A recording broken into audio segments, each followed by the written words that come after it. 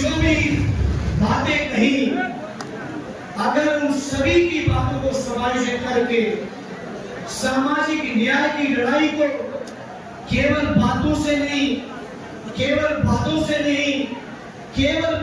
से नहीं, बल्कि अपने जीवन में अगर सच्चाई से किसी ने उतारा है तो उस व्यक्ति का नाम हम सबके नेता अखिलेश यादव जी है। और इस मौके पर मैं धन्यवाद देना चाहता हूं, जहां 1902 के समय में आज से लगभग 100 साल पहले भोलापुर के उस समय के महाराज छत्रपति साहू जी महाराज जी ने उस समय जो दर्द समझा था, दलितों का, पिछड़ों का, महिलाओं का, आदिवासियों का, और उस दर्द को समझ के जो आरक्षण लागू किया था, उस आरक्षण को बचाने के काम के लिए कोई लड़ाई करने का काम कर रहे हैं तो हमें अखिलेश यादव जी कर रहे हैं। इसलिए आज ये जो संविधान मान दिवस है, मैं समझता हूँ ये जहाँ हम लोगों के लिए गौरवशाली दिन है, जहाँ हम लोगों को अपने पुरखों की गौरवशाली इतिहास को पलटने का दिन है, वही मैं समझता हूँ मेरे जौनपुर के नौजवानों आज इस बात का संकल्प लेने का भी दिन है कि हम लोगों को कितनी भी कुर्बानियां क्यों न देनी पड़े, कितना भी संघर्ष क्यों न करना पड़े, कितनी भी परेशानियां क्यों न झेलनी पड़े, लेकिन बाबा साहब भीमराव अम्बेडकर जी ने अपने संविधान के माध्यम से जो हक, अधिकार और रक्षा दिए हैं, जो छत्रपति साहू जी देके गए, जो मंडल आयोग की सिफारिश, जो सदैव नेताजी के संघर्षों का परिणाम था, उन सभी के संघर्षों की बुनियाद पर जो आरक्षण मिला है, जो भागीदारी मिली है, जो सम्मान मिला है, जो स्वाभिमान का जीवन मिला है, अपने उस संविधान और स्वाभिमान के जीवन को हमें और आपको अछूट रखना है, हर हाल में सुरक्षित रखना है। साथियों, आज ये दिन इस बात के लिए हमें संकल्प लेना पड़ेगा, क्योंकि वर्तमान में जो बीजेपी की सरकार है, चाहे दिल्ली की हो, चाहे उत्तर प्रदेश की हो, इन सरकारों के मैं समझता हूँ हाथ में केवल एक काम बचा है, कैसे सामाजिक तौर पर जो हमारे पिछड़े हैं, दलित हैं, आदिवासी हैं, मुसलमान भाई हैं, उनको कैसे अपमानित करें, कैसे जलील करें, उनके आने वाली पीढ़ी के हक और अधिकारों को, उनकी आने वाली पीढ़ी के अवसरों को कैसे छीना जाए, इस बात के लिए रात दिन तिगड़न होती है लखनऊ से लेकर दिल्ली तक। लेकिन मेरे पूर्वांचल के नौजवान साथियों, मेरे जौनपुर के क्रांतिकारी साथियों, आप सबके सहयोग समर्थन से,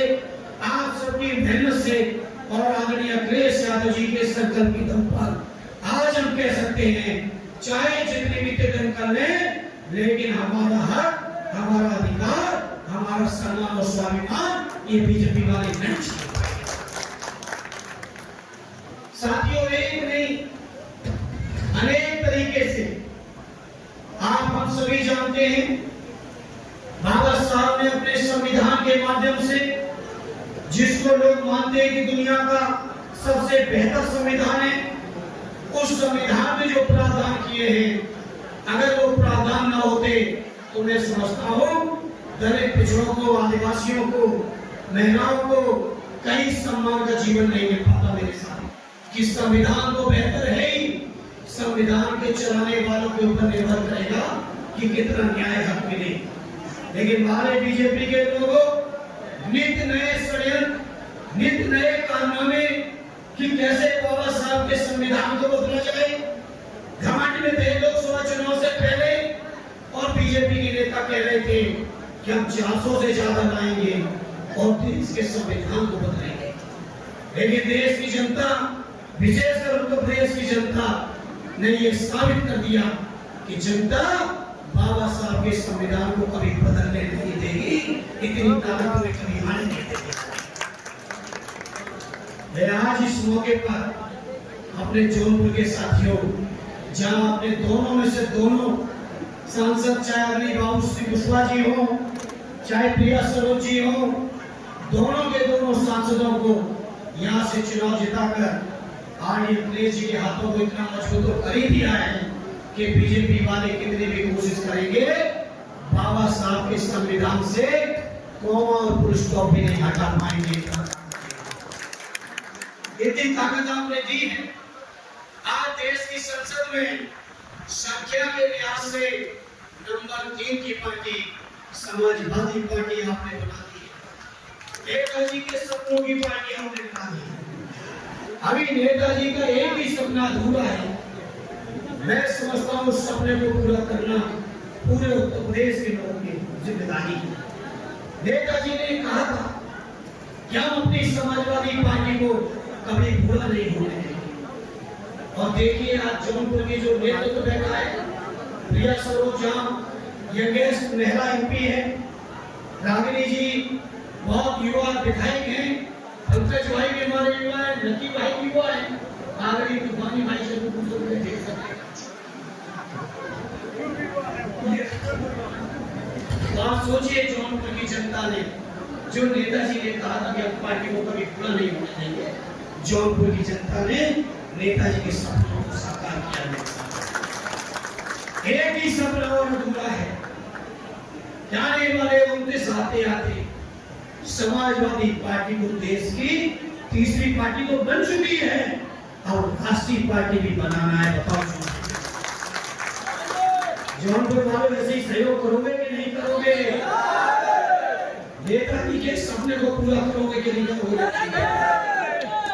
इसे मैं कहना चाहता हूं, मामूली लड़ाई बहुत बड़े षड्यंत्रकारी हैं बीजेपी वाले, लेकिन ये षड्यंत्रकारी जितने बड़े हैं उससे ज्यादा समझदार हमारे उत्तर प्रदेश के मतदाता बैठे हैं।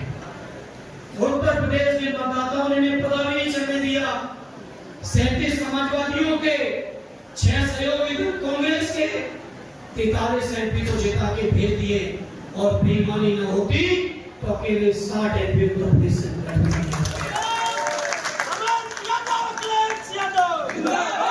इसलिए आज का ये दिन जहां हमें अपने बुजुर्गों के दिए हुए हक, अधिकार, सिद्धांत, सम्मान, स्वाभिमान को बचाने का संकल्प लेने का दिन है, वही मैं समझता हूं आज का दिन इस बात के लिए भी संकल्प लेना है कि बाबा साहब ने जिस संविधान को अपनी मेहनत से बनाया है, गढ़ा है, उस संविधान में दिए हुए एक भी हक और अधिकार को कितना भी षड्यंत्र करने, एक भी अधिकार को कम नहीं होने देना है। मेरे साथ षड्यंत्र के अलग अलग तरीके लगे हुए, अलग अलग तरीकों से षड्यंत्र हो रहे हैं।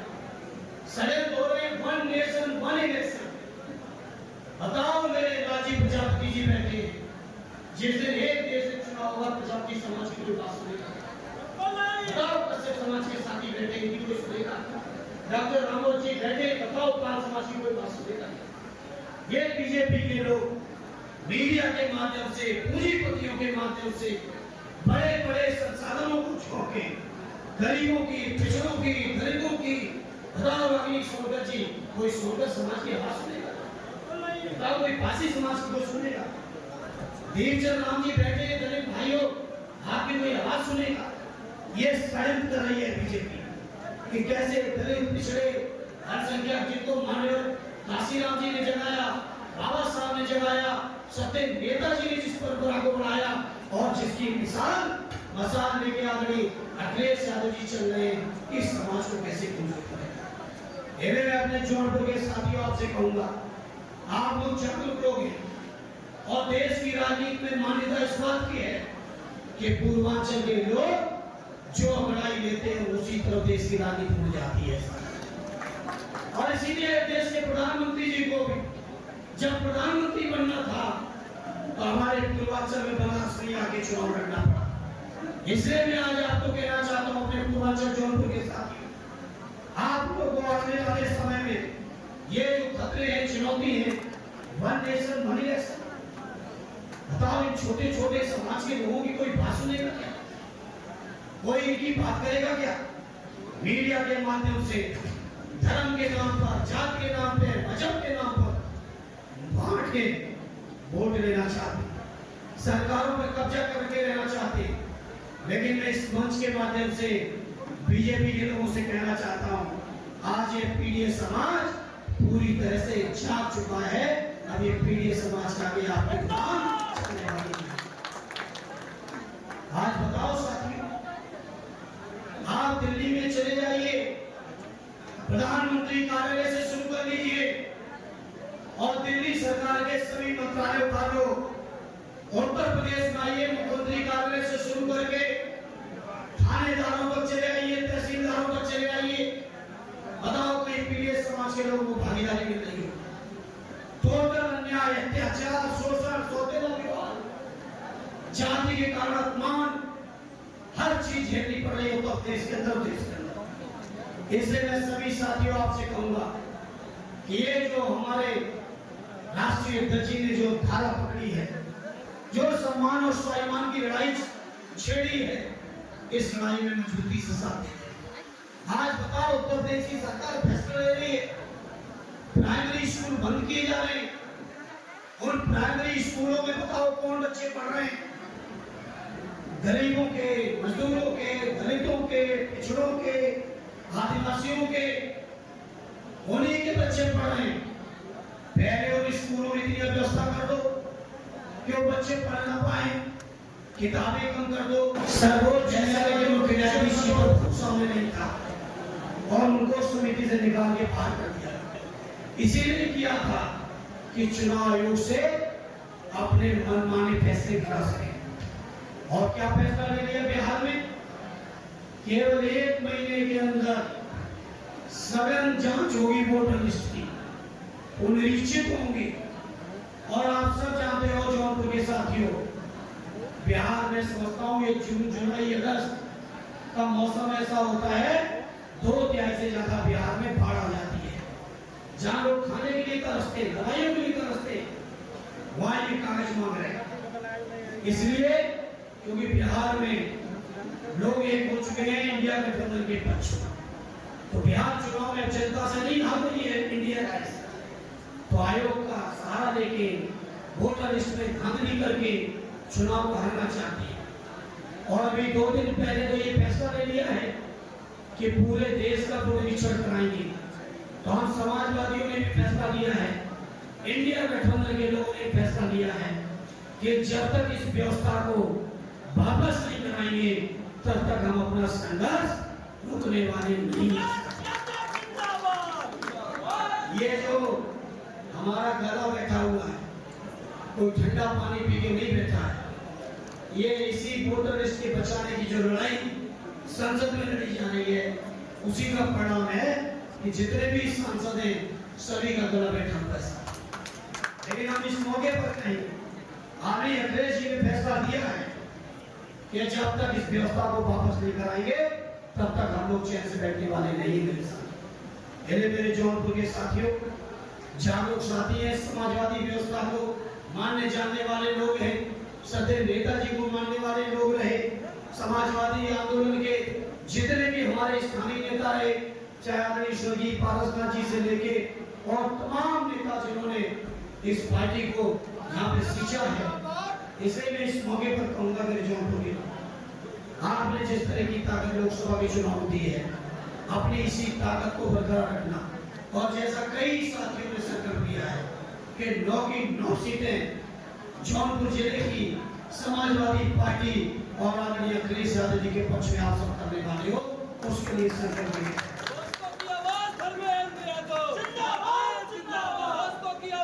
और हम आपको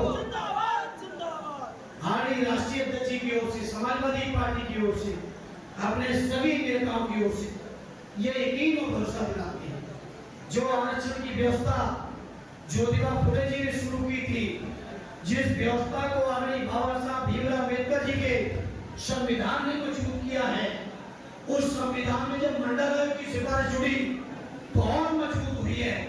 उसी चीज को, धारा को, जिस धारा को सदैव नेताजी ने, माननीय काशीराम जी ने लगातार मजबूती देने का काम किया है, इस लड़ाई को कभी कमजोर नहीं होने देना। मेरे साथियों, जौनपुर के भाई को आपको विश्वास दिलाते हैं, ये जो आरक्षण की व्यवस्था है, केवल इसी व्यवस्था से हम संतुष्ट नहीं है, क्योंकि सरकार तमाम प्राइवेट लोगों की मदद कर रही है, सरकारी पैसे से मदद कर रही है। इसलिए चाहे प्राइवेट शिक्षण संस्थान हो चाहे प्राइवेट कंपनियां हो, चाहे आउटसोर्सिंग का व्यवस्था हो, हर व्यवस्था में आरक्षण को लागू करा के छोड़ेंगे, ये हम आपको भरोसा देना चाहते हैं। आरक्षण लागू करा के छोड़ेंगे।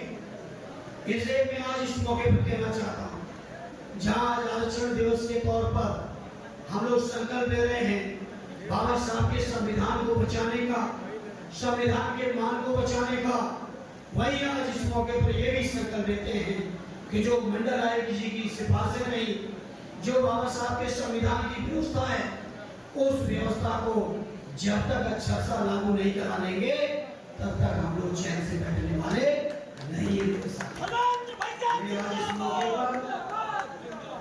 जहाँ आप सब लोग, मैं समझता हूँ 11 बजे के आयु में 4 से ज्यादा बच चुका है। मैं समझता हूँ लगातार आपका इतना धैर्य, धीरज और पार्टी के प्रति आपकी निष्ठा ही है, नहीं तो इतने समय तक लगातार कोई सभा में बहुत कम बैठ पाता है। इस मौके पर मैं विशेषकर अपनी माताओं बहनों को बहुत धन्यवाद देता हूँ। आधे से ज्यादा हॉल माताओं बहनों ने भर रखा है। जहाँ माताओं बहनों को इतनी उम्मीदें हैं समाजवादियों से, भाई मैं अपनी माताओं बहनों आपको यकीन दिलाता हूँ, आपके आरक्षण से लेके, आपके पेंशन से लेके, आपको सम्मान दिलाने से लेके, आपकी हर स्तर की लड़ाई को भी आदरणीय अखिलेश जी के नेतृत्व में हम सब लोग लड़ने का काम करेंगे। आप सबने बुलाया, एक बार फिर जौनपुर की समाजवादी पार्टी को सभी सम्मानित नेताओं का, अध्यक्ष जी को, अपने सांसद, अपने विधायक, हमारे सदन के सांसद झांसी हैं, कल उन्होंने बता दिया कि मुझे सदन में पूरी जिला पार्टी को अध्यक्ष जी सहित सभी का मैं हृदय से आभार व्यक्त करता हूँ, धन्यवाद देता हूँ और आपसे अपील करता हूँ, यही जोश बनाए रखना जब तक आदरणीय अखिलेश जी के हाथों में उत्तर प्रदेश की कमान ध्यान दे दो।